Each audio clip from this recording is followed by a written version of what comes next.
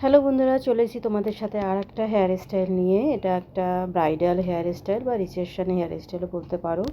তো এটা একটা বান করেছি আমি। দেখো, আমি ইয়ার টু ইয়ার প্রথমে নিয়ে নিয়েছি দু সাইডে কি দিয়ে সেকশন ক্লিপ দিয়ে আমি এটাকে লক করে দিয়েছি। তারপর একটা ইউ সেকশন নিয়ে নিয়েছি ক্রাউন এরিয়াতে।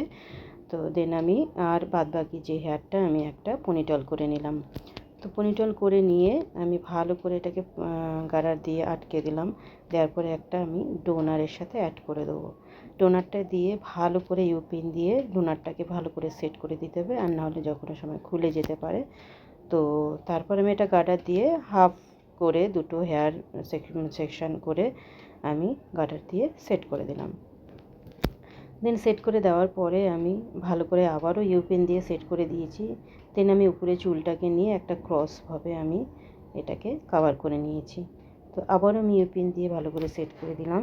সেট করে দিয়ে নিচের যে পোর্শনটা ছিল হেয়ারের সেটাকে আমি একটা বেনুনি করে নিলাম, করে নিয়ে উপরের দিকে ট্যাগ করে দিলাম। এবার আমি ও সেকশনটা যে নিয়েছিলাম সেটাকে আমি ভালো করে এটা যেহেতু ডামির উপর দেখাচ্ছে ওর জন্য খুব ভালো একটা ব্যাক কমিং হয় না, তাও যতটা হয় ততটা করেছি। করে নিয়ে একটা পপ মতো করে সেট করে দিয়েছি। আর যে হেয়ারটা আমার ছিল সেই হেয়ারটাকে আমি আবারও একটা বেনুনি করে উপর থেকে আমি ওটাকে আবারও লক করে দিয়েছি। দেখো, এইভাবে আমি হেয়ারটাকে লক করে দেওয়ার পরে একটু ভালো করে একটু প্রেস করে দিয়েছি, তাতে একটু দেখতে ভালো লাগে, ফোলা ফোলা লাগে, যে তাই সেই কারণে এটা করলাম। তো এভাবে আমি আবার এটাকে পিন দিয়ে লক করে দিয়েছি। দেখো, এবারে আমি ইয়ার টু এর যে সেকশনটা সেটাকে আমি একটা তিনটে ভাগে ভাগ করে নিয়ে একটা আবার একটা বেনুনি স্টাইলে আমি করে নিচ্ছি। করে নিয়ে একটু করে প্রেস করে করে সুন্দর করে একটু ফুলিয়ে দিচ্ছি, তাহলে একটু দেখতে ভালো লাগবে। তো এইভাবে পুরো হেয়ারটাকে আমি করে নেব আস্তে আস্তে করে। এটা করার পরে এবারে আমি এটা একদম আমার যে বানটা করেছি বানটার ওখানে গিয়ে ইউপিন দিয়ে এটাকে আমি সেট করে দেবো। দেখো, অলরেডি আমাদের হয়ে গেছে। এভাবে একটু প্রেস করে দিলে সামনেটা বেশ দেখতে ভালো লাগবে।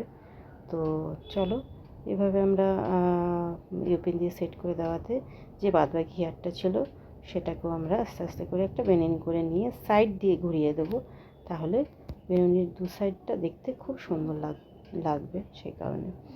তো দেন আমি নেক্সট যে সাইডটা ইয়ার টিয়ার নিয়েছিলাম সেটাকেও আমরা ঠিক সেমভাবে ওটাকে লাগিয়ে দিয়েছি। দেখো, অলরেডি আমাদের বানটা হয়ে গেছে, খুব মিষ্টি লাগছে। দেখো, তোমাদের কেমন লাগলো তোমরা অবশ্যই আমাকে জানিও এটা কেমন হলো। সিম্পল একদম দেখিয়েছি আমি সবসময় চেষ্টা করি সিম্পল দেখানোর জন্যই।